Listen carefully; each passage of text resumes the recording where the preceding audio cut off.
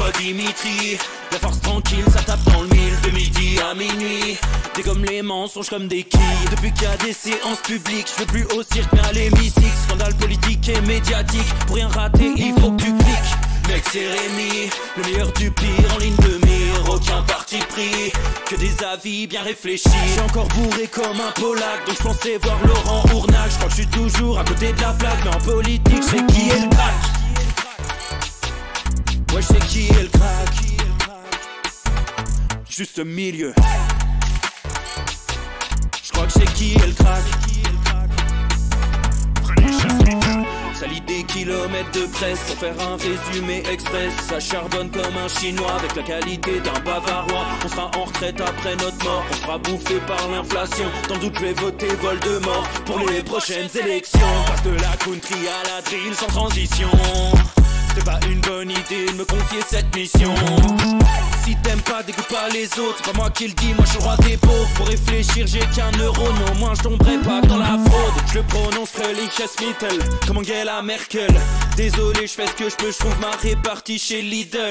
Des enquêtes exceptionnelles, pas de langue de bois et de l'humour. La revue c'est juste mensuel, les vidéos c'est juste tous les jours. Ouais, c'est juste tous les jours. Juste au milieu. Regarde ça tous les jours. Juste au milieu. Désolé pour mon manque de répartie. Je sais même pas ce que je débite. C'est dur la géopolitique. Ou un peu comme ma... République. Ma République, non? C'est dur la République quand même, non? Ouais? Non? Ah non, c'est mou, non? Ouais, les mecs se font chier, on dirait un peu. Ouais, c'est un peu mou. Enfin, ça dépend dans quel pays. Ouais. Bah, j'y connais pas grand chose, moi. Et c'est quoi une démocratie déjà?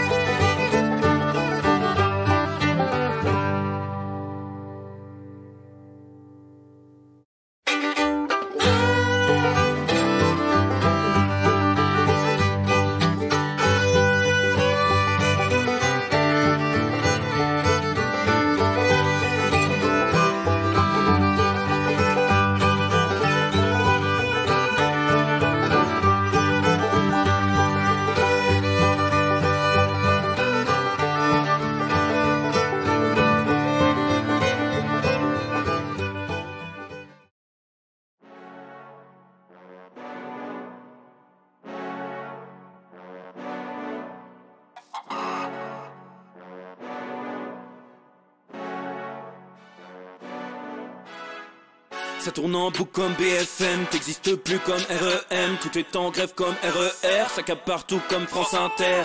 Faut pas croire tout ce qu'on dit à la télévision. Merci YouTube pour la liberté d'expression. C'est la vérité absolue, de l'info et de l'actu. Si t'as un doute sur le contenu, check les sources ou le nombre de vues. C'est la vérité absolue, de l'info et de l'actu. Si t'as un doute sur le contenu, check les sources ou le nombre de vues. Calme-toi Dimitri, la force tranquille, ça tape dans le mille. De midi à minuit, t'es comme les mensonges comme des quilles. Depuis qu'il y a des séances publiques, je veux plus au cirque mais à l'hémicycle. Scandale politique et médiatique, pour rien rater il faut que tu cliques. Mec c'est Rémi, le meilleur du pire en ligne de mire. Aucun parti pris, que des avis bien réfléchis. J'ai encore bourré comme un Polac, donc je pensais voir Laurent Ournac. Je crois que je suis toujours à côté de la plaque, mais en politique je sais qui est le crack. Ouais je sais qui est le crack. Juste au milieu. Je crois que je sais qui est le crack. Ça lit des kilomètres de presse pour faire un résumé express. Ça charbonne comme un chinois avec la qualité d'un bavarois. On sera en retraite après notre mort, on sera bouffé par l'inflation. Dans le doute je vais voter Voldemort pour les prochaines élections. Passe de la country à la drill sans transition. C'est pas une bonne idée de me confier cette mission. Si t'aimes pas, dégoûte pas les autres. C'est pas moi qui le dis, moi je suis le roi des pauvres. Pour réfléchir, j'ai qu'un euro, non, moi je tomberai pas dans la fraude. Je le prononcerai Lichesmittel, comme Angela Merkel. Désolé, je fais ce que je peux, je trouve ma répartie chez Lidl. Des enquêtes exceptionnelles, pas de langue de bois et de l'humour. La revue c'est juste mensuel, les vidéos c'est juste tous les jours. Ouais, c'est juste tous les jours. Juste milieu. Regarde ça tous les jours. Juste milieu. Désolé pour mon manque de répartie. Je sais même pas ce que je débite. C'est dur la géopolitique. Ou un peu comme ma... République. Ma République, non? C'est dur la République quand même, non? Ouais? Non? Ah non, c'est mou, non? Ouais, les mecs se font chier, on dirait un peu. Ouais, c'est un peu mou. Enfin, ça dépend dans quel pays. Ouais. Bah, j'y connais pas grand chose, moi. Et c'est quoi une démocratie déjà?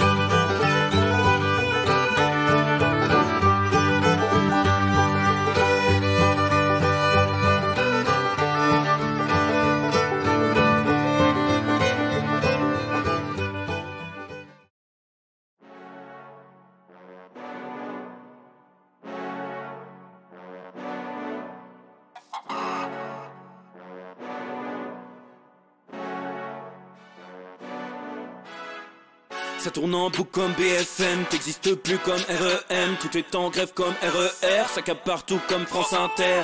Faut pas croire tout ce qu'on dit à la télévision. Merci YouTube pour la liberté d'expression. C'est la vérité absolue, de l'info et de l'actu. Si t'as un doute sur le contenu, check les sources ou le nombre de vues. C'est la vérité absolue, de l'info et de l'actu. Si t'as un doute sur le contenu, check les sources ou le nombre de vues. Calme-toi Dimitri, la force tranquille, ça tape dans le mille. De midi à minuit, dégomme les mensonges comme des quilles. Depuis qu'il y a des séances publiques, je veux plus au cirque mais à l'hémicycle. Scandale politique et médiatique, pour rien rater il faut que tu cliques. Mec c'est Rémi, le meilleur du pire en ligne de mire. Aucun parti pris, que des avis bien réfléchis. J'ai encore bourré comme un Polac, donc je pensais voir Laurent Ournac. Je crois que je suis toujours à côté de la plaque, mais en politique je sais qui est le crack. Ouais je sais qui est le crack. Juste milieu. Je crois que je sais qui est le crack.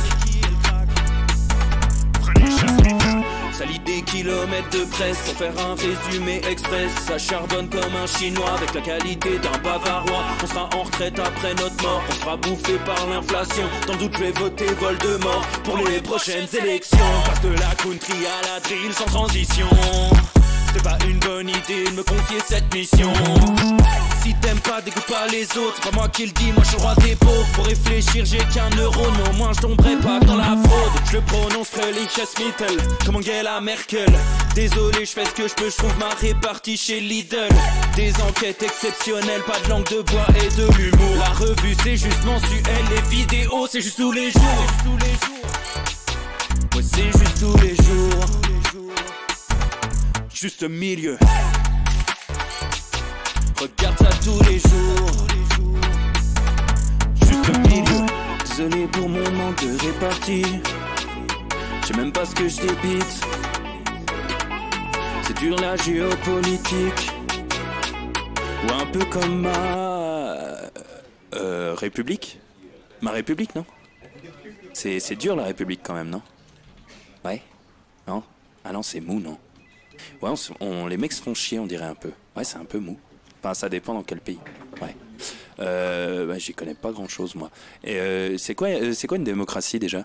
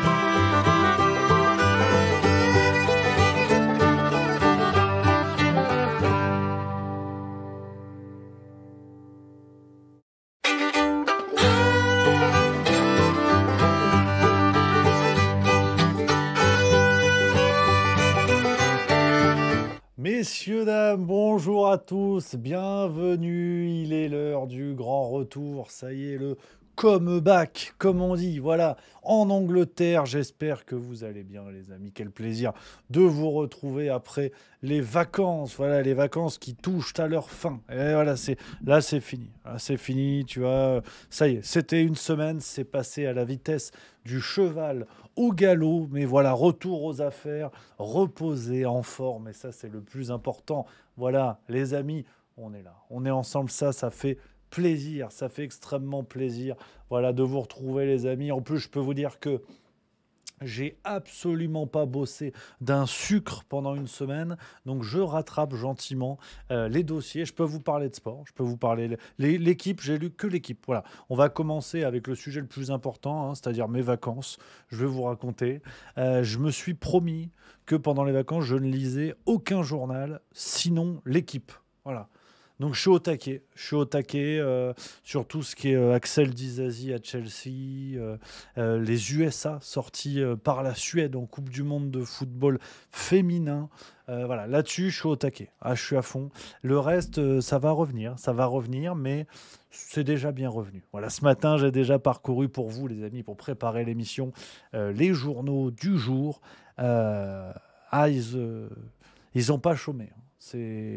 Je me doutais que le monde ne s'arrêtait pas de tourner quand j'étais pas dans le secteur, mais là, c'était sérieux. Mais voilà, en tout cas, les copains, on se retrouve avec plaisir. J'espère que vous, ça va, que vous êtes en forme, que vous êtes à fond. La forme également. Merci à Gaillou78 qui vient de se prime le 6e mois. Et bonjour à tous. Tout le monde est là. Matt Le Z, il y a Montbigna, il y a Seb76600, Zabou 1961, Amalek 2, Tangirl, Silver F34, Roumain Duris 20K91. Tout le monde est là à l'appel. Et ça fait plaisir. Merci à tous. Merci à Niten pour le sub 15e mois. On commence à atteindre des records. Et Kalitali, le 12e mois. Merci beaucoup, les copains.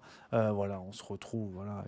Et c'est vrai que ça fait plaisir. Non, ça fait plaisir parce que une semaine, c'est bien. Surtout que je vous le dis tout de suite, hein, pour voilà, que mentalement, vous vous prépariez. Ça repart mi-septembre. Parce que mi-septembre, vous connaissez la salade. Il y a l'université d'été rigolante organisée par Cécile Doctoton juste à côté de Montpellier. D'ailleurs, attendez, bougez pas, je vous mets le lien parce que le site apparemment est pas bien référencé sur l'internet et j'ai des gens qui m'ont contacté qui voulaient le lien. Et là, je dis merde, qu'est-ce qui se passe? Donc je donne le lien, je vous mets le lien si vous voulez participer à cet événement qui va être chouette comme tous les copains. Ça va tester des sketchs, hein. Je vous le dis tout de suite. Hein. Ça va tester des sketchs, c'est rigolant. Hein. C'est rigolant. Donc normalement, Faut y aller pour rigoler. Alors, je sais, on va voir, on va voir. Je peux pas encore vous le garantir, mais ça va tester des sketchs. Donc voilà, les amis, si vous voulez participer, ce sera à la mi-septembre. Donc du coup, j'y vais en juste véhicule et après, ça file en Espagne. Autoroute, go fast, transport de poulpe à très haute quantité. Et donc ça repartira environ 10-12 jours à ce moment-là, avant de rattaquer aux fêtes de fin d'année. Donc voilà, je vous le dis tout de suite, qu'il y ait pas de surprise. Donc 20K91, tu montes sur scène. Oui, je serai sur scène, justement, avec, voilà, il y aura du beau monde, il y aura mon Stéphane Cuvelier, bien évidemment. Il y aura Docteur à l'Ouest, voilà, que j'ai hâte de rencontrer, qui est chouette comme tout. J'ai eu Pipo TV, il y aura Ingrid Courrèges, bien sûr, il y aura du beau monde. Ah, il y aura du beau monde. Une sorte de gratin, plus ou moins. Donc ça va être cool. Mais avant tout, voilà, on papote les amis, on s'installe. J'ai quelques actualités pour vous. On va aller tout de suite dans le grand bain. Faut aller à fond, immédiatement. Faut pas se mouiller la nuque ou autre, si affinité, mais faut y aller direct. Faut y aller direct. Merci à Universal War One qui vient de subprime le 2e mois, qui dit vas-y mon Rémi, on croit en toi. Merci beaucoup. J'ai l'impression d'être Thibaut Pinot dans ce fabuleux virage. Du petit ballon d'Alsace, on s'est régalé. L'Alsace, c'est chouette. Ah, je me suis régalé. Franchement, ah ouais. Là, le manger, le boire, le vin. Ils font le vin là-bas. Hein. J'étais au courant de l'information, mais quand même, c'est bon. Le vin, Gewürz, le Riesling, Pinot Blanc. J'ai appris tous les cépages.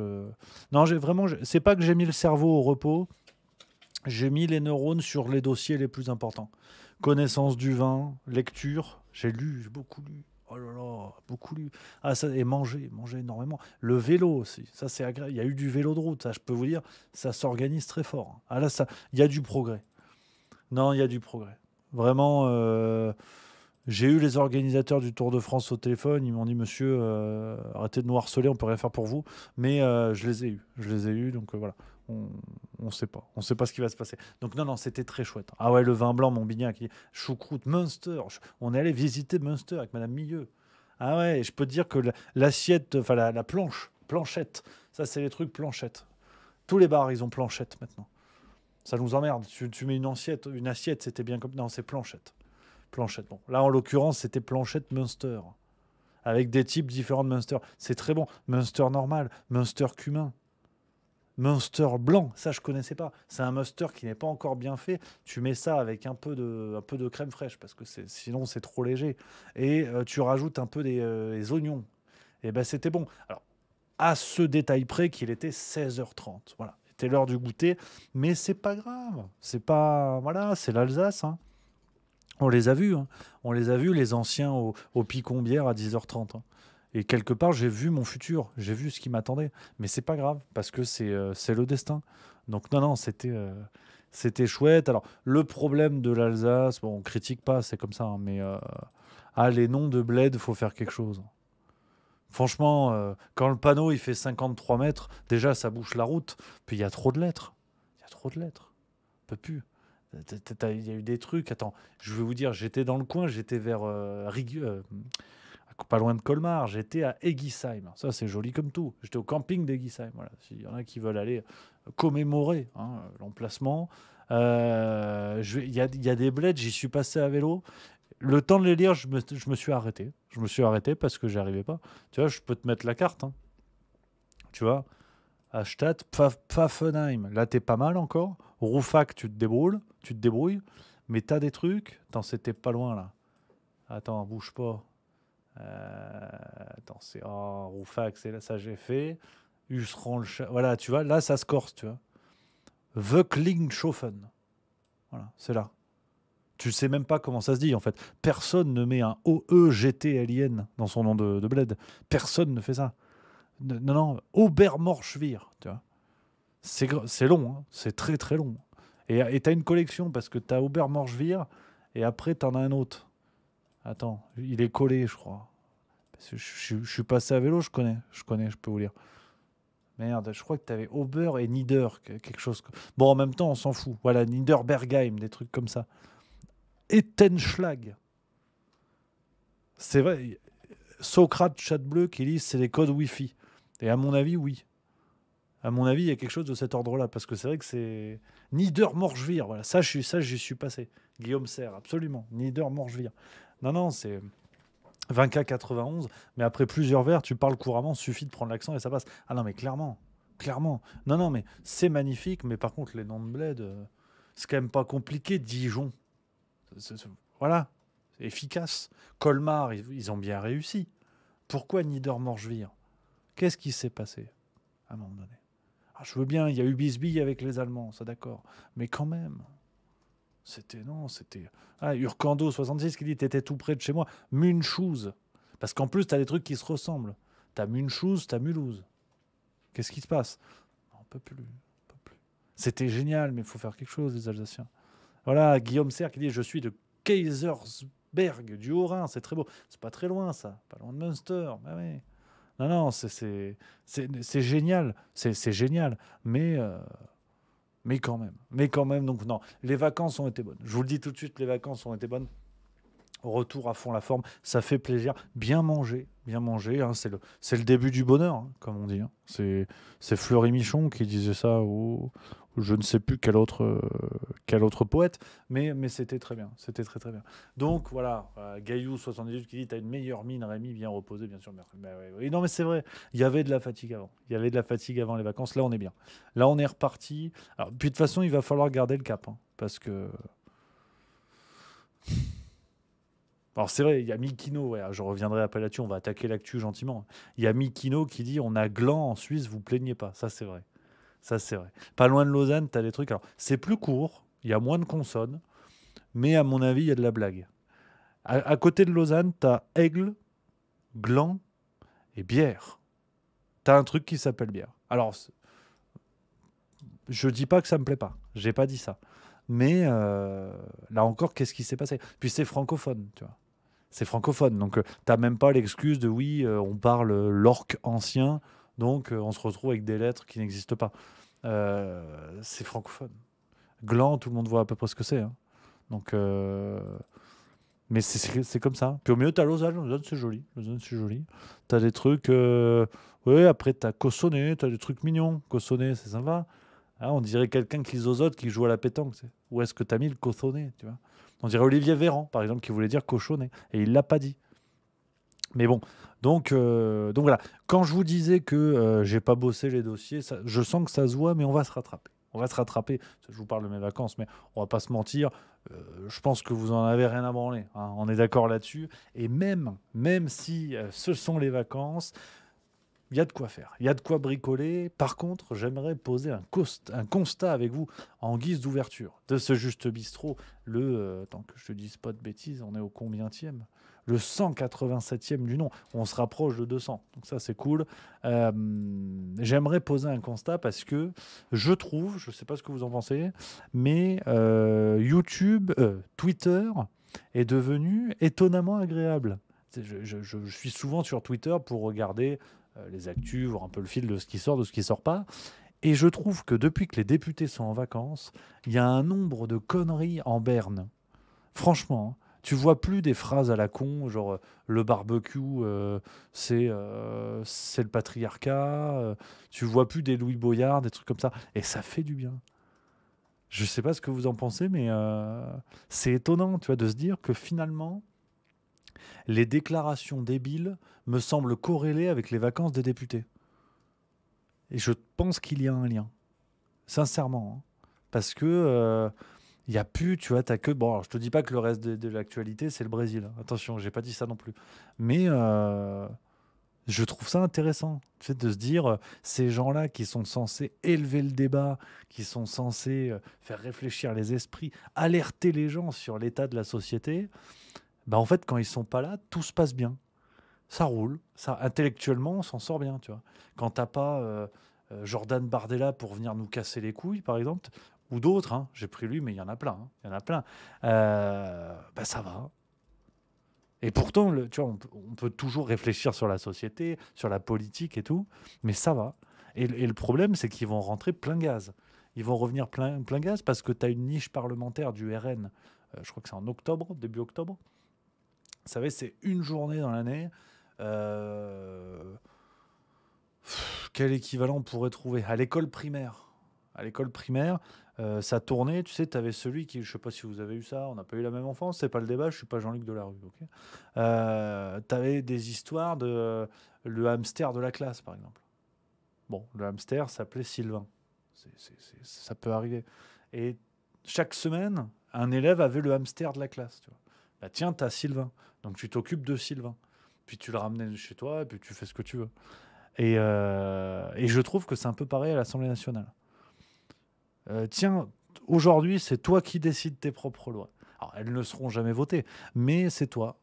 Tu as le pouvoir, tu vois, quelque chose d'extrêmement factice et assez bidon pour exciter des gens finalement sans pouvoir et sans intérêt.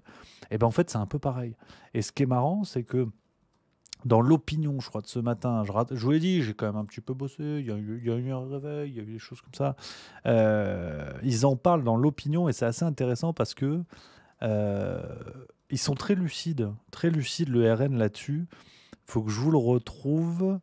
Est-ce que c'est l'opinion, ou le Parisien, ou peut-être même le Figaro? Oh là là. Parce qu'il y avait une déclaration qui était très plaisante de quelqu'un du RN qui reconnaissait que ça n'avait aucun intérêt et que de toute façon, personne n'allait voter leur histoire. Non, c'est dans le Parisien. J'y vais tout de suite, je vais vous le retrouver. Bougez pas. Grâce à Caféine, hein, ce système. J'ai toujours pas de partenariat avec eux. Je le rappelle parce que si jamais ils m'entendent, moi je suis chaud à avoir un abonnement gratuit, hein. Voilà. Et je le dirai autant qu'ils veulent. Là pour l'instant, je le dis sans rien. C'est con. C'est quand même con. Ah oui, je suis une pute, hein. On va pas se mentir, hein. Faut être très très clair là-dessus. C'est là, je crois que c'est cet article-là, le 12 été de Marine Le Pen. C'est dans le Parisien aujourd'hui. Il explique qu'elle est en vacances à la Trinité-sur-Mer. Bon, bah, c'est bien, hein. Ah, mais c'est pas celui-là, ce serait dans le Figaro. Voilà, c'est là, c'est ça. Donc ce sera le 12 octobre, voilà, cette journée où chaque groupe décide des propositions de loi qu'il souhaite voir discuter, avec toujours ce dilemme, mettre en avant des propositions qui collent à l'ADN du RN pour faire entendre un message ou des textes consensuels pour dénoncer le sectarisme des autres groupes politiques. Et là, on a cette déclaration passionnante d'un membre du RN à qui on ne peut pas reprocher le manque de lucidité, qui déclare: on sait qu'aucune de nos propositions de loi ne passera jamais. On aurait beau en faire une disant que le ciel est bleu, elle ne serait pas acceptée. Haussait récemment des épaules un cadre. Et c'est vrai. Et c'est vrai qu'il se prépare. C'est ce qui est passionnant, c'est que le RN se prépare à cette journée, pour cette journée-là, pour faire passer des textes de loi qui de toute façon ne seront jamais votés. Et donc, ce qui est en plus formidable, c'est que le spectacle, pour l'instant, qui nous est épargné avec les députés qui sont en vacances, tu vois, parce que faut se reposer quand même. C'est pas évident, tu sais, d'aller gueuler et faire le cirque à l'Assemblée. Ah ben, au bout d'un moment, tu te reposes. Regarde, même les otaries à Marineland, elles se reposent à un moment donné. Et là, c'est un petit peu pareil. Et donc, ils vont revenir en faisant croire que les débats reprennent. Mais ce qui est intéressant à observer, c'est que le réel ne s'arrête pas pour les gens. On n'a pas besoin que ces pleutres-là débattent de la justice en France, du pouvoir d'achat, des choses comme ça. On n'a pas besoin qu'ils viennent à la téloche nous parler de ça pour s'en rendre compte. Le réel reste là, devant tous les gens, tu vois. Et c'est ce qui rend ce cirque encore plus factice. Donc je voulais commencer avec une note de bonne humeur. Une note de bonne humeur. J'ai décidé d'être de bonne humeur. Ah, c'était pas bien, je me suis énervé avant les vacances, ça me ressemble pas, ça me ressemble pas, je dis non. J'ai dit c'est pas une bonne idée. Il faut être plus détendu, en fait. Il faut être plus détendu euh, parce que c'est comme ça. Il y a pas le choix, en fait. Il n'y a pas le choix. Parce que ça va être de pire en pire, de plus cocasse en plus cocasse. Donc il faut se mettre là-dedans. C'est la nouvelle dynamique. Le juste milieu apaisé. Voilà. Hein. Alors, je garantis pas tous les jours, mais vous allez voir. Les actualités que je vous ai sélectionnées aujourd'hui, finalement, tout ça est cocasse. Et là, je suis détendu, je reviens de vacances. Laissez-moi profiter un petit peu. Merci à Sico Y0 qui vient de subprime le 6e mois. Merci beaucoup. Je prends les messages du chat, les amis. Hein, dites ce que vous en pensez sur cette première actualité. Voilà. Ce qui est bon. Voilà, c'est pas première actualité. Bon, on y va doucement. C'est l'échauffement. Attention au claquage, bien évidemment. Il y a 20K91 qui dit non, s'il pouvait rester en vacances et ne plus venir nous parler, ce serait bien. Gaillou 78, pas d'instant grognon aujourd'hui alors. Ah non, ah non. Retour de vacances. J'ai encore environ 1,5 litre de Riesling dans les veines. On se détend. Et voilà, j'ai 700 grammes de jambonneau qui circulent dans le corps. Voilà, attention, doucement, faut tasser déjà, faut assimiler, après on va s'énerver. Dolphy l'animas, dans 10 jours, tu seras vénère comme avant les vacances. Je dis pas oui, je dis pas non. On verra, tu ne sais pas, tu ne peux pas savoir. Ça va dépendre. Ça va dépendre, c'est comme ça. Isabelle Lagrande, Rémi revient dans le Haut-Rhin, il fait beau. Bah oui, apparemment le soleil est revenu. Mais on va pas se plaindre. On était pas mal. On était pas mal. Il pleuviotait un petit peu le matin, mais il y a eu du vélo. J'ai bronzé, regarde. J'ai bronzé.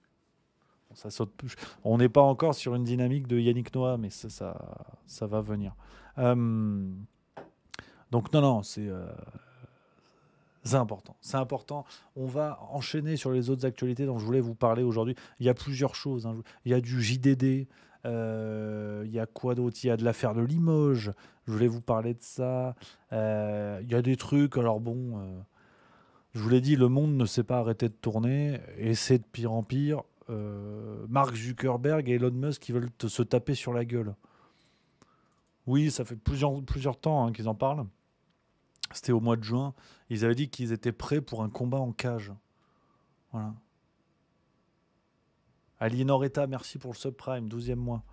Voilà. Alors, j'ai dit que j'étais en forme, j'ai dit que j'étais motivé, j'ai pas dit que j'allais que tout ça avait du sens. Hein. Voilà, tu as 2 hommes parmi les plus riches du monde qui vont se mettre sur la gueule dans une cage. Donc on est techniquement sur l'élite de l'humanité, une élite économique. Hein. Voilà, je ne dis pas que ce sont les plus brillants, mais encore que pour en arriver là, c'est pas non plus des peintres. Enfin, tu sais pourquoi finalement Mark Zuckerberg a créé Facebook et Marlène Schiappa a écrit des livres de cul. À un moment donné, ça s'appelle le destin. C'est comme ça. On a un bagage dans la vie et on fait ce qu'on peut avec. Donc voilà. Et donc, tu as des mecs qui ont quand même des responsabilités qui sont assez zinzin. Merci à Oui et Luna pour le sub, merci beaucoup. C'est-à-dire que ce sont des gars, ils claquent des doigts, t'as plus Facebook. Elon Musk, il claque des doigts, il peut couper des réseaux Internet à des pays entiers, tu vois. Ils ont des capacités financières plus importantes que des États, tu vois, que des pays. Et ils vont se taper dans une cage.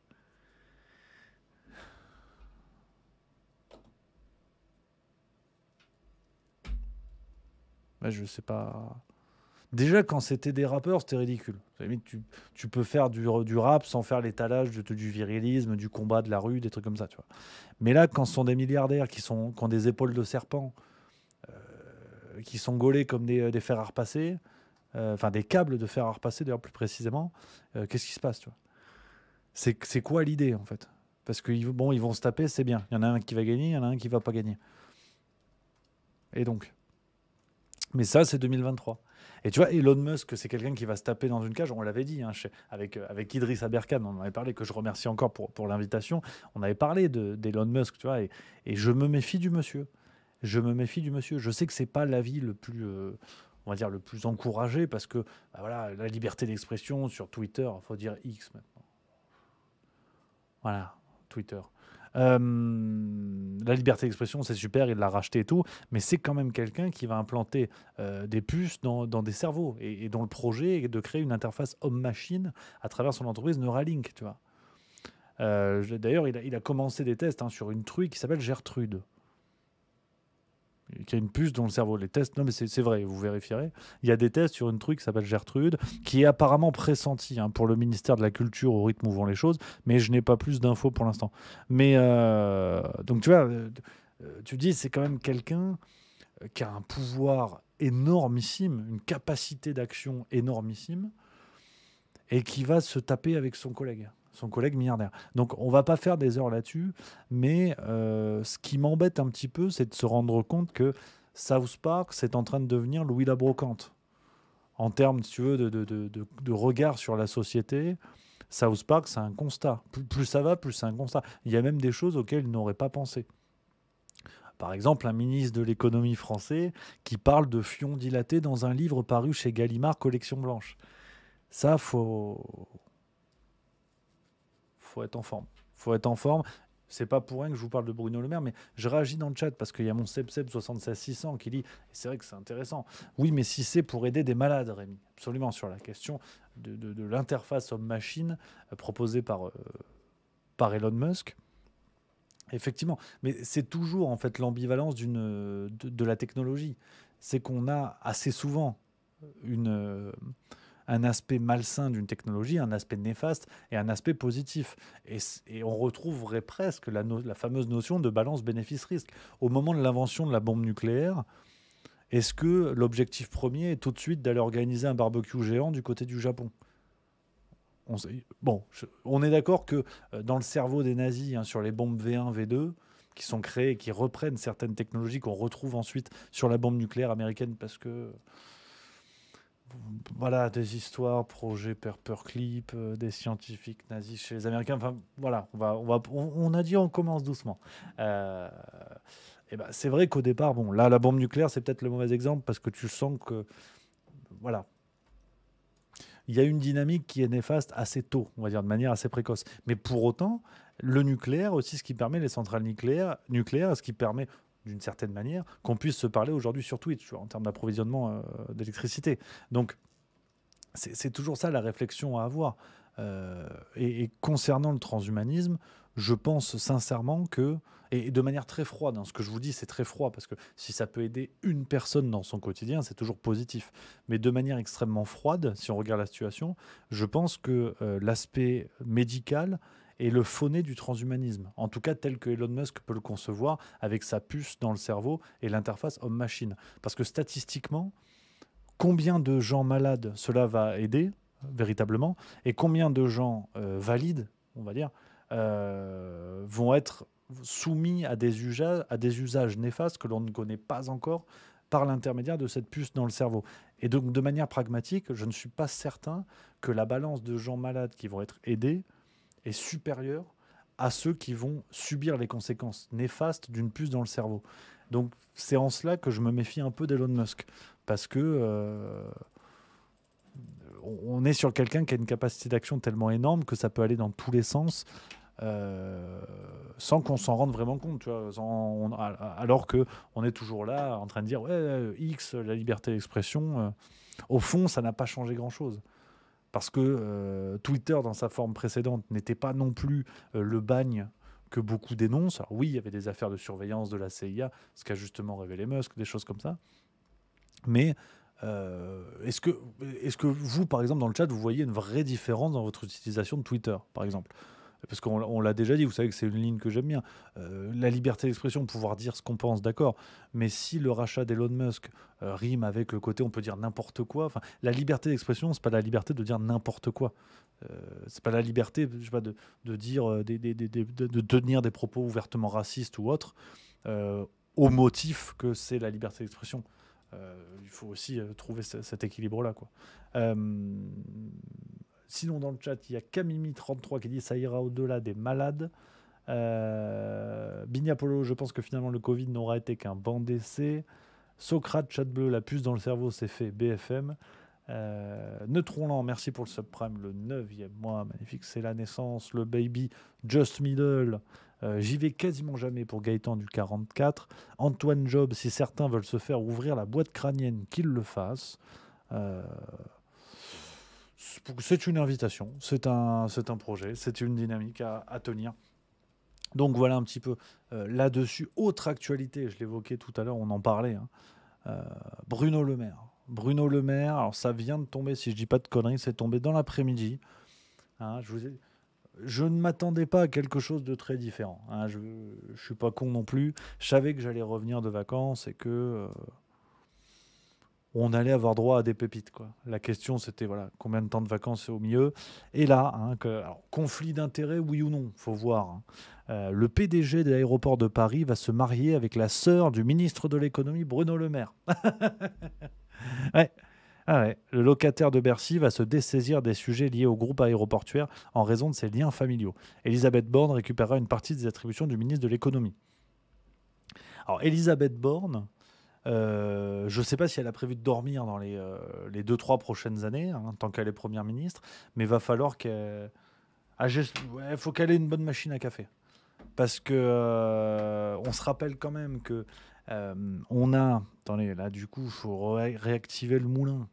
C'était qui? C'était qui? C'était Loli, c'était Loli, c'était Lola. Euh, Merde, la ministre qui a été dessaisie de certains volets de son truc, parce que justement, il y avait conflit d'intérêts. Et c'est Elisabeth Borne qui avait récupéré le bébé. Euh, Oh, la tuile, la remise dans l'eau est pas terrible. Ouais, ça flotte pas ouf. Ça flotte pas ouf. C'était qui? Oui, c'était le ministre de la Santé, Aurélien Rousseau. Voilà, ils le disent d'ailleurs dans l'article, qui était visé par une polémique concernant un conflit d'intérêts en raison des fonctions de sa conjointe, Marguerite Cazeneuve, qui se trouve être numéro 2 de l'assurance maladie. Voilà. Et bien maintenant, c'est Bruno Le Maire, avec sa sœur qui s'envole au 7e ciel avec le PDG des aéroports de Paris. Donc, on lui souhaite en tout cas. Euh, donc Borne, va falloir que ça commence à faire beaucoup. Parce que si chaque ministre en situation de conflit d'intérêts refile une partie de son boulot à Elisabeth Borne, on n'est pas sorti du sable. Hein. Parce que ça se voit, en fait. Ça se voit. Ça se voit. Et bon, bah, tu vois, ça date d'aujourd'hui. Donc c'est ce qui s'appelle un retour en fanfare. Hein. A comeback with brass. Il y a une amélioration. Ouais. Il y a une assez notable. Hein. Assez notable de l'anglais. Donc non, c'est pas mal. C'est pas mal. Cette nouvelle affaire de Bruno Le Maire. Sinon, sans aucune transition du côté de l'Ukraine, c'est vrai qu'on le rappelle, hein, il y a la guerre, bien sûr. Je dis ça de manière un petit peu légère, mais je le dis par rapport à l'excitation médiatique hein, depuis plus d'un an et demi maintenant. Où la guerre, tous mourir. Voilà. Et bon, tu sais, là, c'était la contre-offensive. On a donné plein d'armes, hein, plein. Et ils avaient dit la contre-offensive éclair qui va quasiment conquérir la Russie. Bon, alors, même Volodymyr... Bon, il y a 2 mois, 1 mois, tu pouvais pas mettre en doute la contre-offensive. Parce qu'ils avaient dit non, là ça y est. Là, c'est la bonne, c'est gagné. Bon, apparemment, même Zelensky est en train de dire que c'est pas ouf. Oui, absolument. Mais vous savez, les combats sur le front de la contre-offensive sont extrêmement compliqués. Les résultats sont peut-être moins rapides que prévu. Un chiffre pour expliquer cela, 120 km², ce sont les territoires qui ont été repris par les forces armées ukrainiennes depuis le début de cette contre-offensive, il y a maintenant près de 2 mois. Une contre-offensive qui est compliquée pour plusieurs raisons.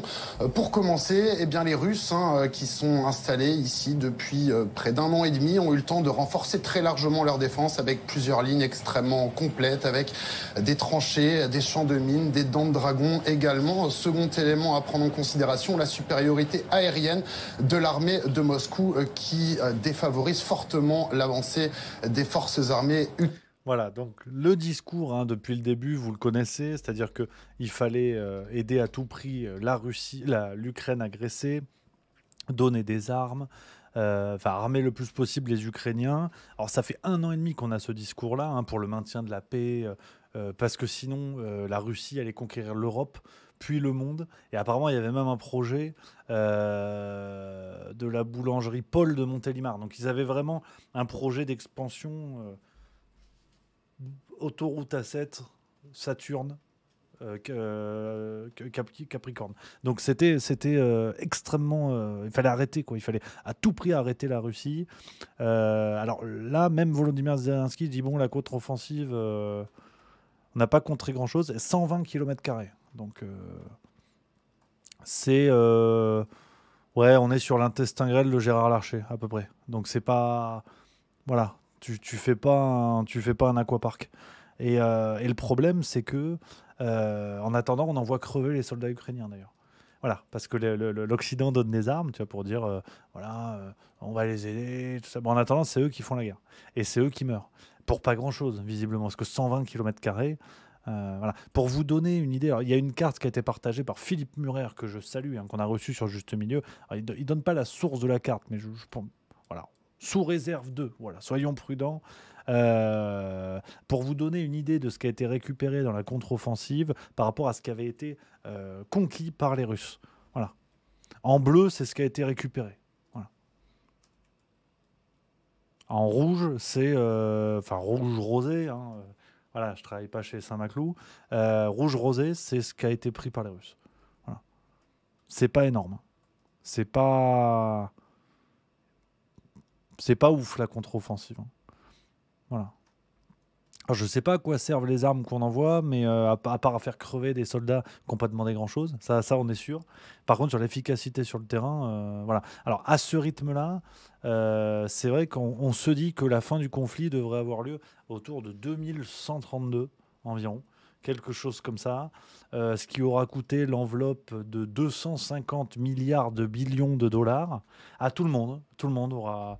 Le Soudan va filer du pognon parce que là, ça devient un petit peu tendu. Donc, bon, c'est pour ça que, après cet immense succès de l'Occident en Ukraine, maintenant, c'est le Niger. C'est le Niger, avec des pays de l'Occident qui pèsent, et la France en premier lieu. Hein.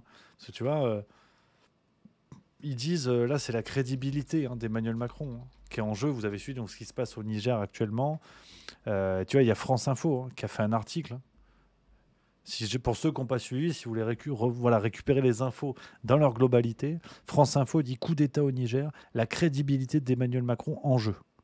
Parce que jusqu'à présent, elle était intacte. Voilà. C'était vraiment sous blister, échangé avec le ticket. L'ultimatum de la CEDEAO aux putschistes du Niger est arrivé à son terme avec la crédibilité de l'organisation intergouvernementale. C'est aussi celle d'Emmanuel Macron sur la scène internationale qui est en jeu. Alors, après, voilà, je ne suis pas une brute en géopolitique, j'ai quelques bases. On va inviter des spécialistes sur Juste Milieu dans les semaines à venir pour discuter de ces sujets-là. Mais déjà, on comprend bien que le lien entre la CEDEAO, donc je vais vous montrer, vous voyez cette organisation de plusieurs pays africains, le lien entre cette organisation-là et Emmanuel Macron, de prime abord, tu comprends pas, toi. Surtout que ces mêmes médias te disent non, mais en fait, le néocolonialisme, ça n'existe pas. La présence en France est purement, la présence de la France en Afrique est purement humaniste et tout. Et là, on te dit en fait, si ce coup d'État au Niger qui a chassé la France, comme au Burkina Faso, comme au Mali, l'idée c'est de foutre la France dehors parce que les gens de ces pays-là n'en peuvent plus. Tu vois.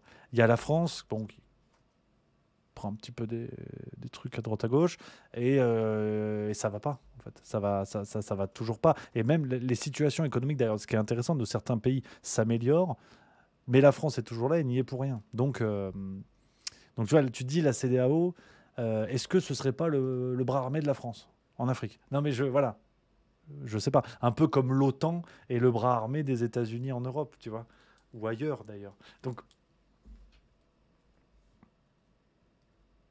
faut poser la question.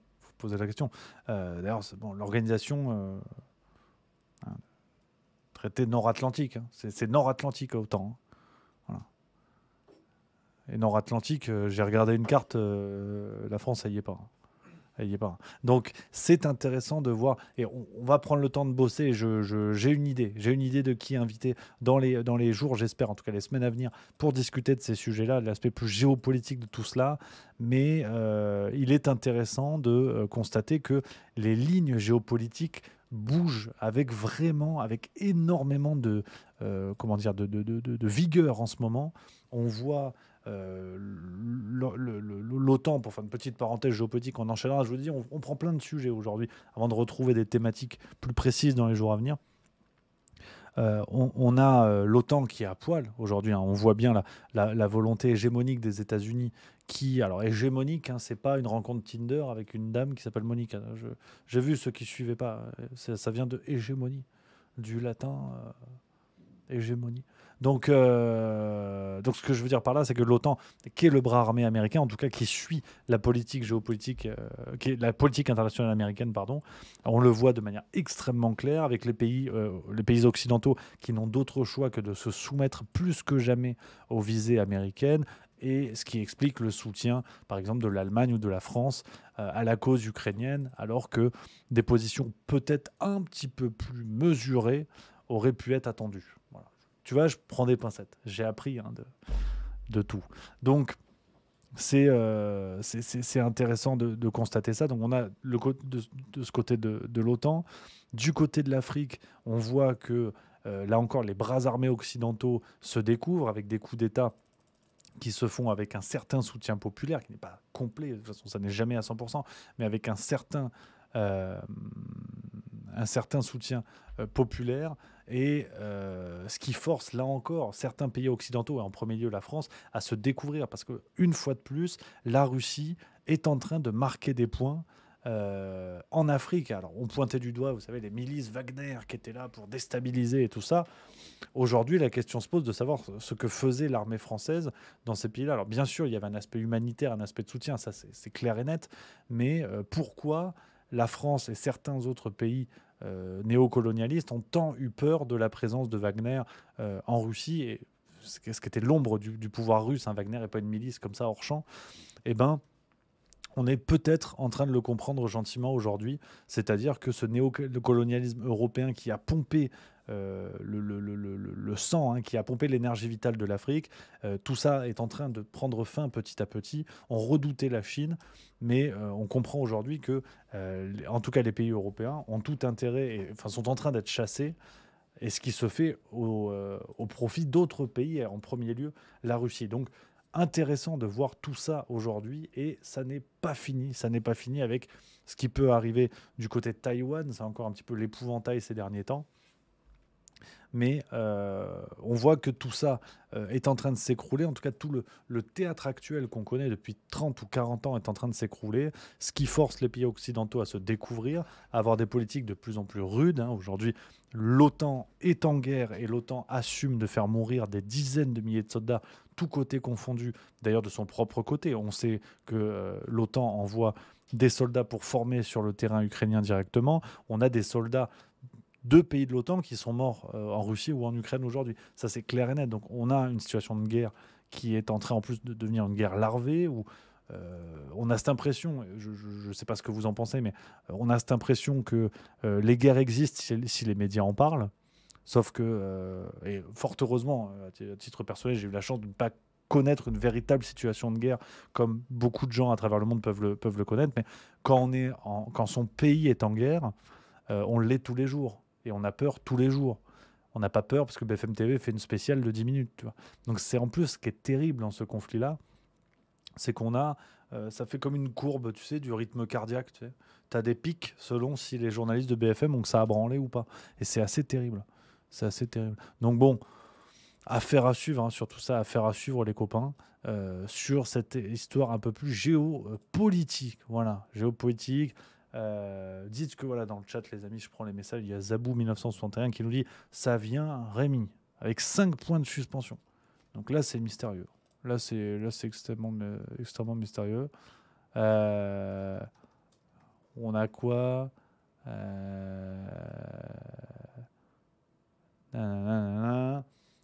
Ténébris Imperatoris, vu que c'est une milice privée, à qui ça profite? Ben oui, mais sur la notion de milice privée, je suis un peu réservé quand même. Je suis un peu réservé parce que il faut quand même rappeler que les Américains ont aussi leur fameuse milice Blackwater. On en a pas mal parlé un certain temps. Mais je crois que c'est ça, c'est Blackwater si j'ai pas de conneries. Oui, voilà, tu vois. Vous avez des infos là-dessus, hein, vous pouvez regarder. Ce qui est l'équivalent de Wagner, mais aux États-Unis. Donc pareil, des milices... une milice privée qui vient protéger des intérêts américains à travers le monde. Tu vois, il y avait, par exemple, Le Monde, hein, on a parlé, hein, Blackwater, saga d'une armée privée. Symbole de la privatisation de la guerre, cette société a été fondée en 1997 par l'ancien militaire Eric Prince. Cet ultra-conservateur est revenu sur le devant de la scène avec l'affaire du Russia Gate et a été entendu en novembre par une commission d'enquête. Donc, une fois de plus, la syntaxe est plaisante. La Russie a la milice Wagner, les États-Unis ont l'armée privée. Voilà, c'est comme en France, on a des milliardaires. En Russie, ils ont des oligarques. Ça n'a rien à voir. Alors qu'un oligopole, on le sait, hein, c'est un marché disputé par un faible nombre d'intervenants, par un faible nombre d'agents économiques. Quand on voit le marché de la presse en France, si là on ne parle pas d'oligopole, je m'appelle pas Rémi. Et donc c'est intéressant aussi la syntaxe. Blackwater, c'est une armée privée. À deux doigts de parler de rassemblement d'humanistes. Vraiment à ça, pas loin. Non, c'est... Voilà. Red Gap qui dit à qui profite le crime. Faut regarder où est l'argent. Ça, oui, inspecteur, ça, je suis bien d'accord avec toi. Ça, je suis bien d'accord. Jarod du Sud, au niveau européen, cette guerre sert à nous tenir en respect. Si on a peur, on est docile. Bah, je pense plus qu'en respect, camarade. Je pense que ça nous tient plus qu'en respect parce que euh, ça nous tient en laisse. Et puis, enfin, comment dire, on est tellement, je pense qu'on est tellement dans une situation de soumission que comme un chien qui passe ses journées attaché à une corde euh, dans le champ à côté de la maison de son maître, c'est-à-dire qu'au bout d'un moment, vous pouvez enlever la corde, que le chien ne bougera plus. Et aujourd'hui, je crois sincèrement qu'on est là-dessus. Quand on voit ce qui s'est passé, il faut quand même, et c'est pas facile parce que les actualités se succèdent, et il y a beaucoup de choses qu'il faut garder en tête, mais regardez ce qui s'est passé avec les gazoducs Nord Stream 1 et 2. Le 2 qui se fait sauter. On a le rôle des Américains. Même nos médias français ont eu du mal à faire croire que c'était... Enfin, à vendre une autre version, comme quoi ce n'aurait pas été les États-Unis. On se rappelle du travail de Simon Hersh, par exemple, à ce moment-là. On a des Américains, et d'ailleurs, sous Trump, ça avait commencé. On avait fait une vidéo sur Juste Milieu à ce sujet. Déjà, avec Trump, il était très clair. Ce projet-là n'arrangeait pas les intérêts américains. Et de fait, il fallait agir. Trump déjà le disait. Donc en plus, on n'est même pas... Enfin, ce serait de mauvaise foi de dire que c'est Biden, les démocrates. Non, non. Make America Great Again, on peut peut-être en faire un point commun entre Trump et Biden sur la question géopolitique. C'est que c'est America First et après on discute. Et donc aujourd'hui, de se dire que les Américains auraient, voilà, on va être prudent, les Américains auraient fait sauter ce gazoduc pour jouer contre les enjeux, contre les intérêts russes, on l'imagine aisément. Mais de l'autre côté du tuyau, il y avait l'Allemagne. L'Allemagne qui est quand même, en termes de suzerain, même dans des donjons SM, tu trouves difficilement des gens aussi soumis et qui t'applaudissent quand tu les encules.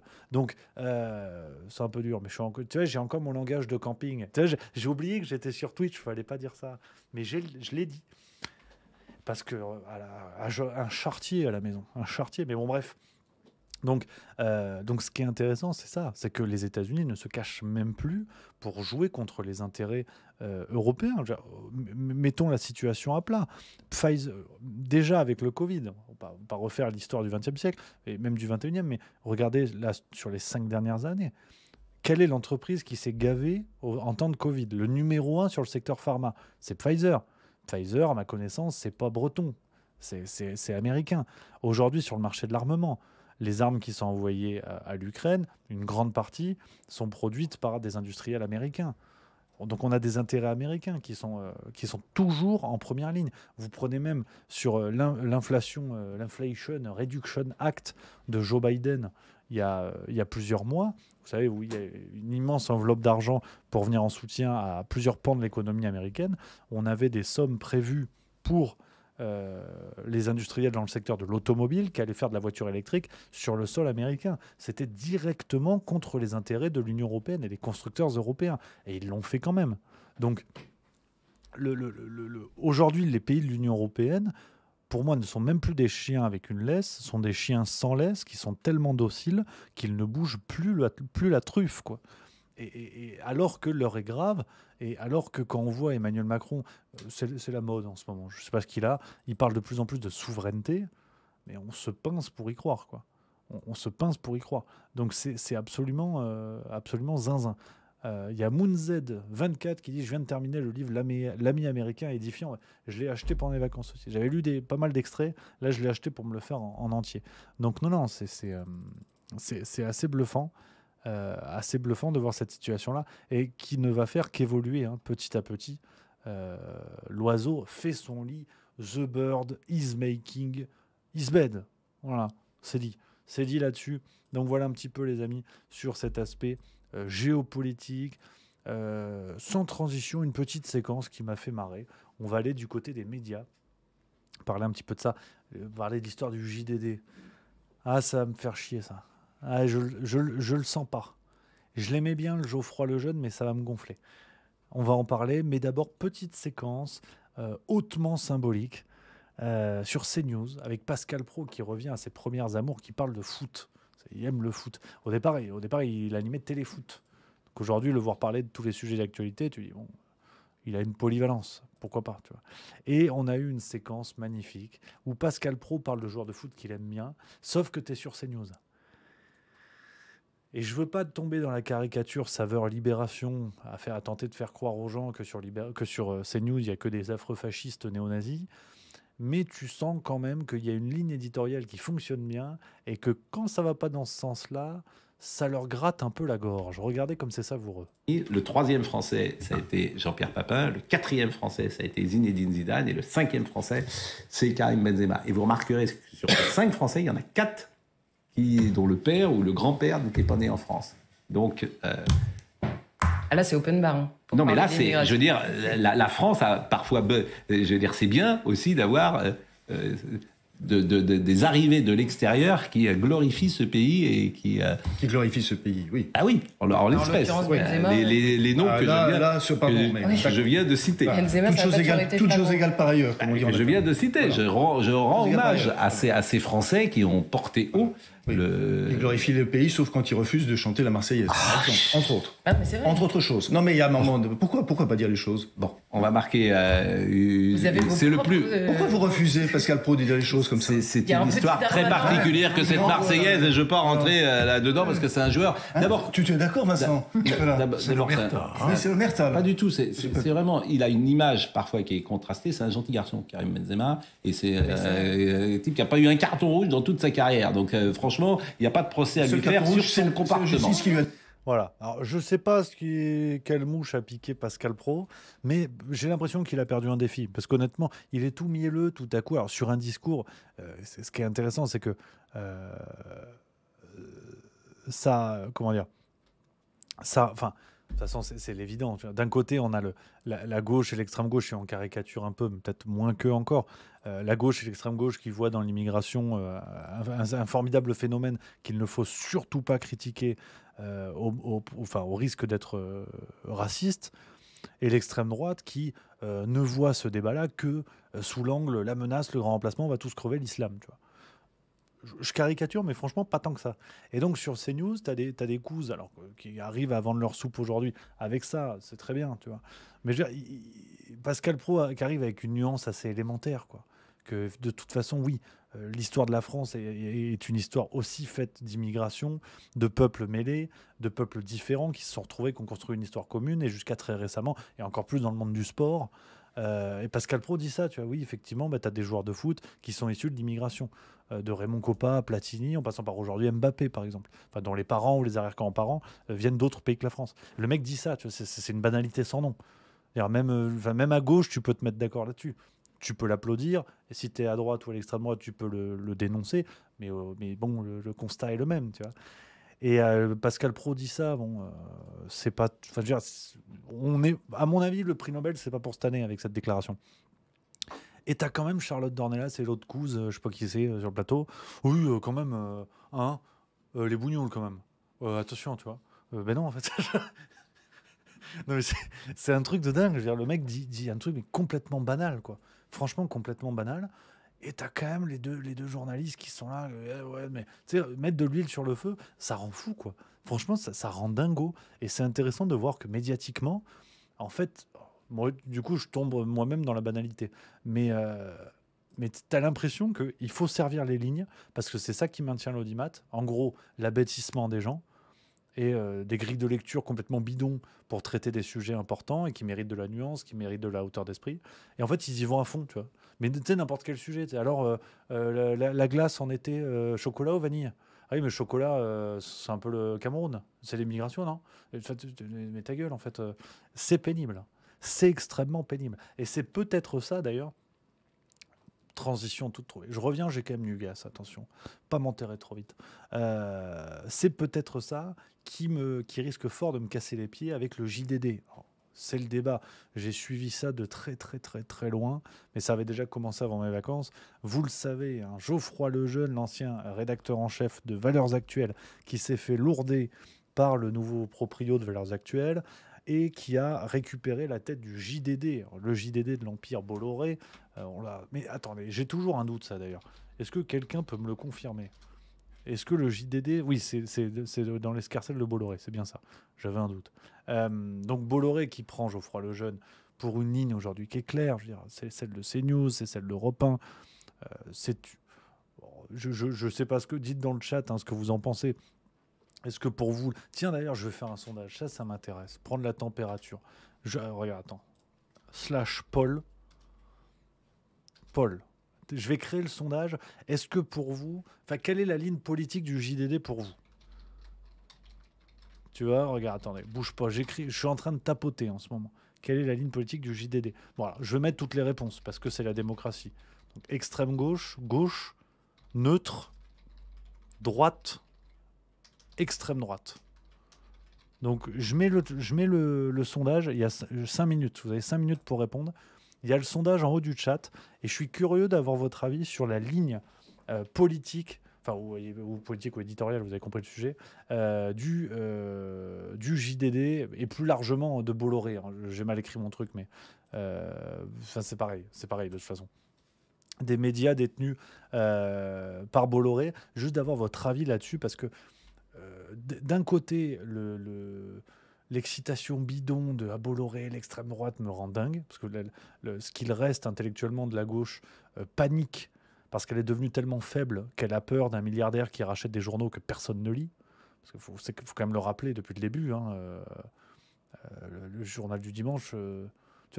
les gens le lisent tellement peu qu'il faut mettre dans le titre quel jour il paraît. Parce que sinon, sinon on ne sait pas. Tu vois. Donc c'est le journal du dimanche, pour quand même se rappeler que c'est le dimanche qu'il faut le trouver.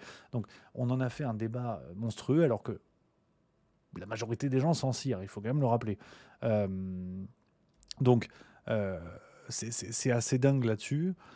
Mais par contre, moi, ce qui me fait peur, et c'est ce qu'on vient de voir avec CNews, et je pense que Geoffroy Lejeune risque de faire ça, on va rester hypothétique pour l'instant, mais la première une n'est pas rassurante, c'est-à-dire de refaire du Valeurs Actuelles, c'est-à-dire une stratégie éditoriale avec des unes tout à fait exagérées, des unes qui attirent l'œil. Alors, c'est le jeu, hein, pour sortir du reste dans un kiosque, ça on est d'accord. Hein. Mais c'est vraiment du putassier dernier degré à jouer, en plus comme ils l'ont fait déjà sur le JDD, on va y revenir, à jouer sur les peurs, à jouer sur les morts, à jouer sur des choses comme ça, dans le discours bien sûr plus marqué à droite et à l'extrême droite, mais de faire tout ça avec... Alors, dans Valeurs Actuelles, il y avait je trouve des plumes qui étaient vraiment très chouettes et des rubriques qui étaient très intéressantes, mais les articles d'actualité, j'ai jamais vraiment accroché au traitement qui était fait, même en politique internationale et tout ça.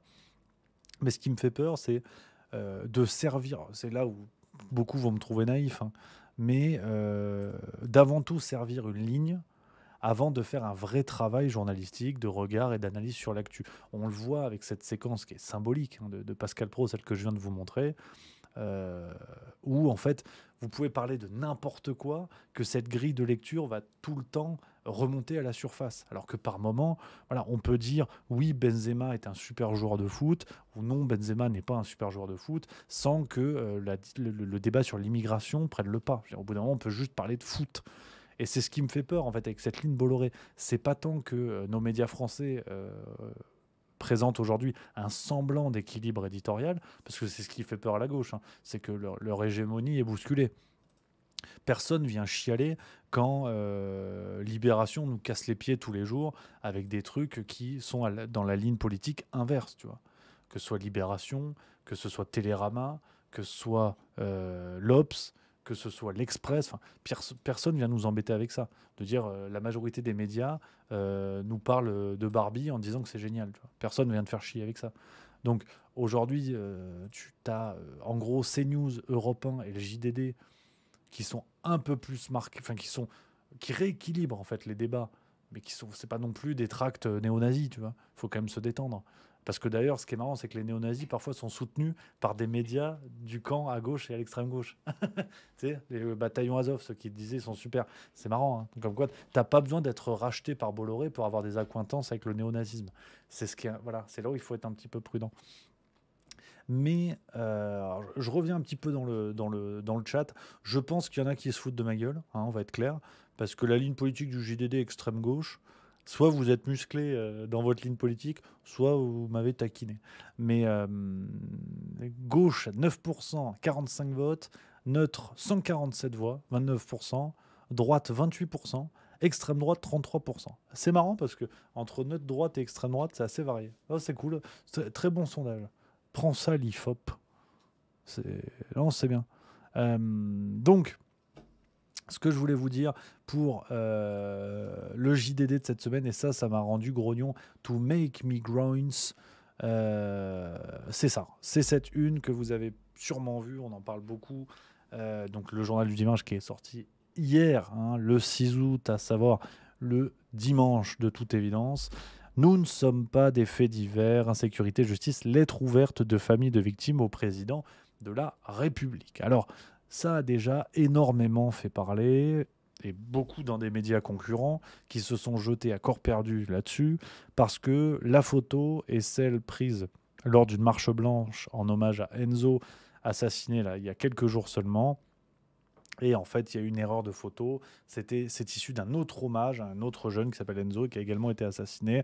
Il y a eu comme ça bisbille dans le choix des photos. Alors, vous vous doutez que en face, ils se sont frotté les moustaches avec ça, ce qui est assez sidérant. Hein. C'est-à-dire que faut que je retrouve ce qu'a dit. Voilà. Hein, Libération pointe du doigt, Check News a fait un article, donc c'est officiel. Le premier JDD version Le Jeune se trompe de photo pour sa une sur l'insécurité. Pour l'illustration de son numéro sorti ce dimanche 6 août, le tout nouveau journal du dimanche post-grève a confondu deux drames différents concernant dans les deux cas un jeune homme prénommé Enzo.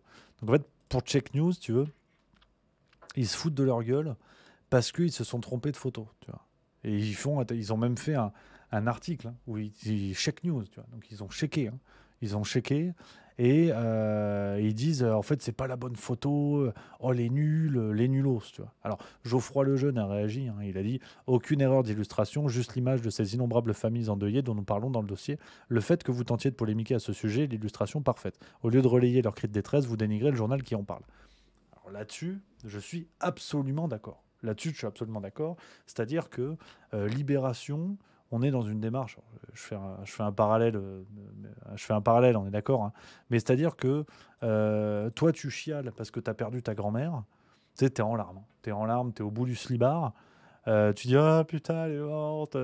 Ah, la vieillesse et tout. Et là, tu as un journaliste de Libération qui passe à côté de toi. Tu dis excuse-moi. C'est une fake news. Elle n'est pas morte de vieillesse. Elle s'est étouffée dans son vomi. Ah d'accord. Donc, tu vois, c'est ça la démarche de Check News, enfin de Libération en l'occurrence.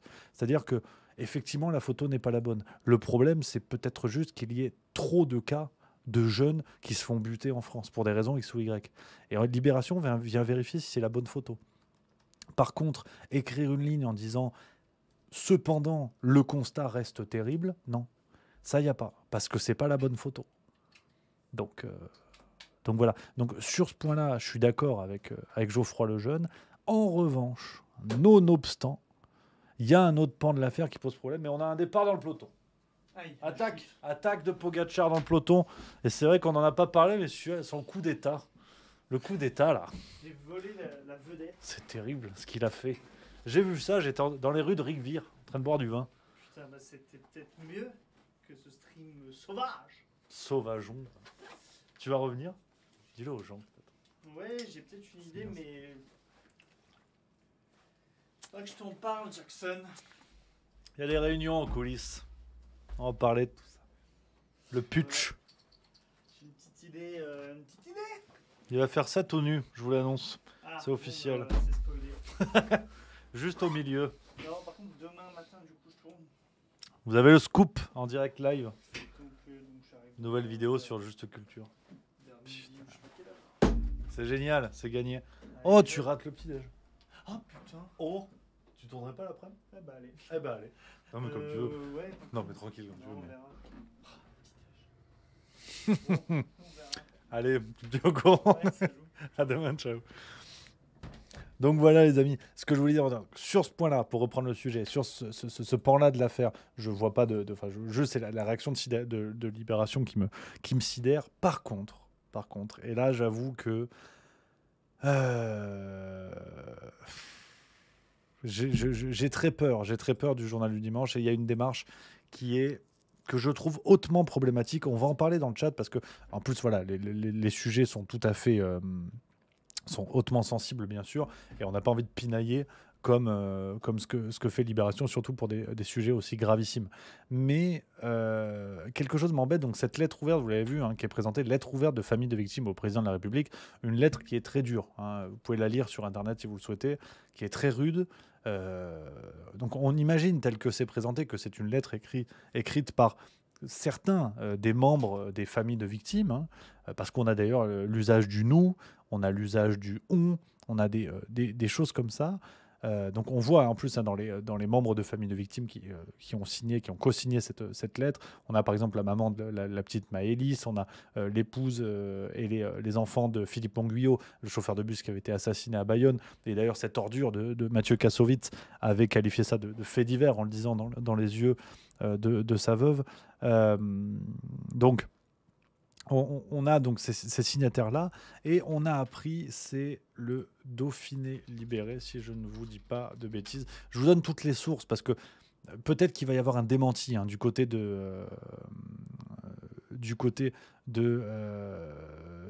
Journal du Dimanche et de Geoffroy Lejeune. Donc j'attends de voir, c'est pour ça que je ne veux pas l'affirmer, mais je vous retrouve l'article du Dauphiné libéré. Alors, bon, ça a été repris par Libération, vous vous en doutez, parce que eux, de toute façon, sont en guerre ouverte contre le JDD.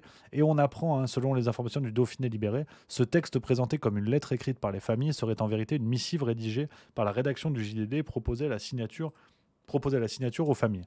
Et là, je vous avoue que si cela est vrai, c'est pour ça que je prends des pincettes, parce que voilà, peut-être qu'il va y avoir un démenti du JDD, on verra, mais en tout cas, voilà, je m'avance pas trop. Mais si c'est vrai, si cette lettre a effectivement été écrite par la rédaction du Journal du Dimanche, avec des nous, avec des on, je trouve ça absolument sidérant, je trouve ça gravissime, d'autant que derrière, et c'est ça qui est encore plus problématique à mon avis, on a derrière un article qui est écrit où il est sous-entendu que l'article a été écrit par des membres des familles de victimes. C'est-à-dire, dans les débats politiques liés aux questions que pose chacune de leur histoire, il serait sans doute difficile de tous les mettre d'accord, mais ils ont un point commun. Ah non, c'est pas là ce que je voulais dire, excusez-moi. Aucune peine prononcée par un tribunal n'effacera la leur. Tous en ont conscience. Ils utilisent le même mot. Eux ont été condamnés à souffrir à perpétuité. Et le à perpétuité, effectivement, on le retrouve là. Non, Monsieur le Président, fidèle à qui nous sommes,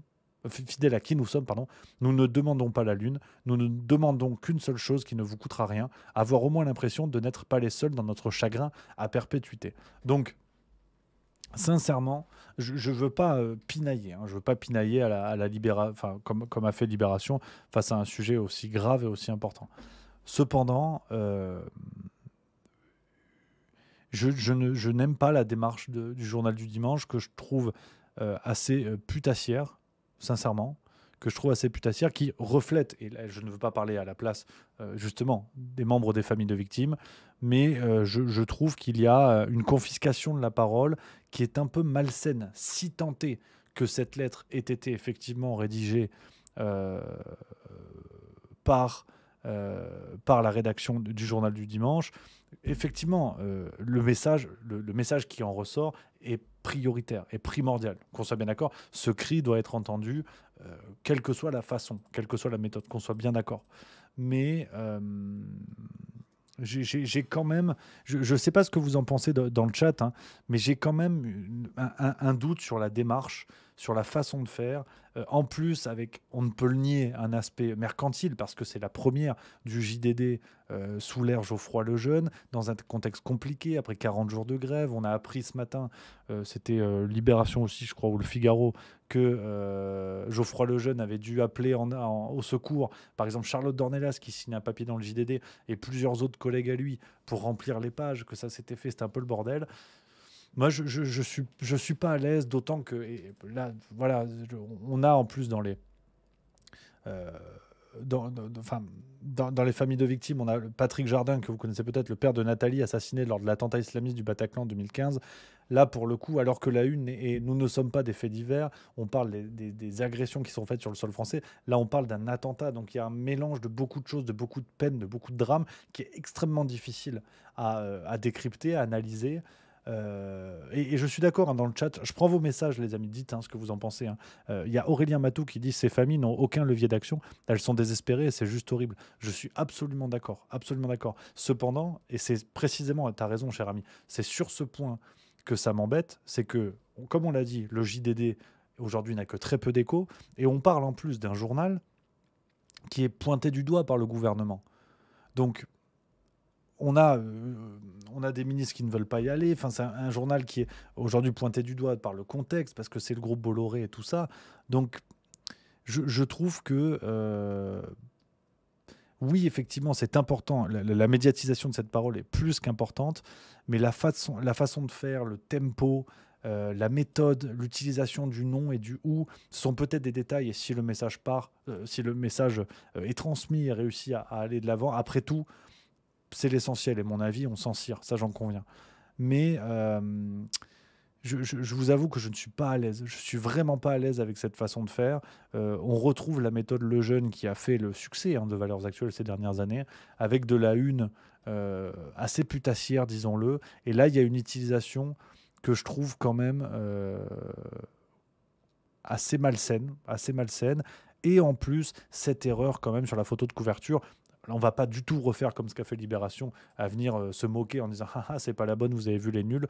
Mais quand même, l'importance du sujet mérite peut-être un autre traitement, et un traitement peut-être plus sérieux, parce que là, on a cette impression qui est quand même une impression d'amateurisme, parce que malheureusement, la photo d'où est tirée, la photo de l'autre affaire Enzo, malheureusement, on ne retrouve pas des membres de ses proches dans les signataires. Donc en plus, on a l'utilisation d'une photo qui n'a peut-être pas à voir, hein. Si je ne dis pas de bêtises, hein, je vous laisserai vérifier ceux qui ont le JDD sous la main ou quoi, mais j'ai vérifié ce matin, on n'a pas. Donc c'est vraiment une erreur. Donc honnêtement, je suis très mitigé. J'ai lu ça ce matin. Ça laisse une impression qui est curieuse, et de tous les côtés, hein. En plus, le comportement canin, hein, le comportement de chien de la casse, d'autres médias qui pointent du doigt sans relayer le fait que le message reste quand même primordial, ça me chagrine. Voilà, ça me chagrine, je le dis. Je prends vos messages dans le chat, les copains. Il y a Nid Coder qui dit « Tu analyses bien, Rémi, je suis d'accord avec toi. Jarod du Sud, trop de victimes ces derniers temps et les médias rendent tout cela très malsain. Midnight 4, le JDD d'avant Geoffroy Lejeune, ils n'avaient pas beaucoup d'état d'âme quand ils étaient la plaquette publicitaire de l'Élysée. » Ça, je suis bien d'accord avec toi. Et d'ailleurs, les autres non plus en face ne les épinglaient pas à ce moment-là. Seb 76600, ils utilisent les faits divers pour orienter la population contre les étrangers, alors que les responsables sont les ordures mondialistes. Miguelito, et pourtant ce n'est pas la bonne photo, ce ne sont pas les bons journalistes. Baldayopa, quelle importance puisqu'il n'y a que la petite intelligentsia parisienne qui lit ce genre de torchon. Flore DJ, je trouve ça avant tout simpliste et faisant appel aux bas instincts des gens, quand on pourrait faire appel à l'intelligence. Et le pire, c'est que ça entretient la peur des gens qui lisent ou les regardent. Ouais, voilà un peu les avis, les copains. Avis partagés sur tout ça, bien évidemment, les amis. Et ça, c'est... faut faire avec, hein. Faut bricoler, hein. Faut bricoler. Donc voilà un petit peu, les copains, ce qu'on peut se dire sur cette affaire-là. Et ça, c'est du plaisir. Ça, c'est chouette. Ça, c'est chouette. Je le dis, hein, avec joie, avec délicatesse. Voilà donc un autre sujet que je voulais évoquer, les copains, évoquer avec vous, parce que ça fait plaisir. Ça fait plaisir de se retrouver en fanfare, retrouver à fond la forme, les amis. On a quoi d'autre sinon? Dolphy Lalimas qui dit l'affaire Branco, mais justement l'affaire Branco, la transition est toute trouvée parce que chacun son tour et ça fait plaisir et on se serre les coudes entre nous. Je vais vous laisser, les amis, il est bientôt 18h pétante et on a l'ami Alexis Poulain qui passe ce soir chez l'autre ami Idriss Aberkane, et justement ils vont parler, hein, de Juan Branco, arrêté au Sénégal, qui aurait été libéré, extradé vers la France. C'est tombé à peu près cet après-midi. Donc, je vous mets le lien dans le chat, les amis, pour aller voir cette vidéo. C'est normal, voilà, ça enchaîne, on passe d'une chaîne à l'autre, ça fait plaisir. Et puis, moi, je vais vous abandonner pour aujourd'hui. Voilà, les copains, on se retrouve demain, même heure, même endroit, en direct, 16h45, sur Juste Milieu, pour le Juste Bistrot, sur Twitch, en direct. Et quel plaisir de vous avoir retrouvé, les copains. Voilà, ça fait plaisir, on repart plein gaz, on repart à fond la forme. Demain, jusqu'à 18h20 environ. Voilà, après j'ai quelque chose à 18h30. C'est parfait les amis. Donc je vous embrasse, un vrai plaisir de vous avoir retrouvé en pleine forme, plein gaz les amis. Rendez-vous demain et puis après ce sera mercredi la farce tranquille, le grand retour à fond la forme. Je vous embrasse, excellente vidéo chez l'ami Poulain, chez l'ami Aberkan avec Alexis Poulain et on se retrouve à demain. Bonne soirée.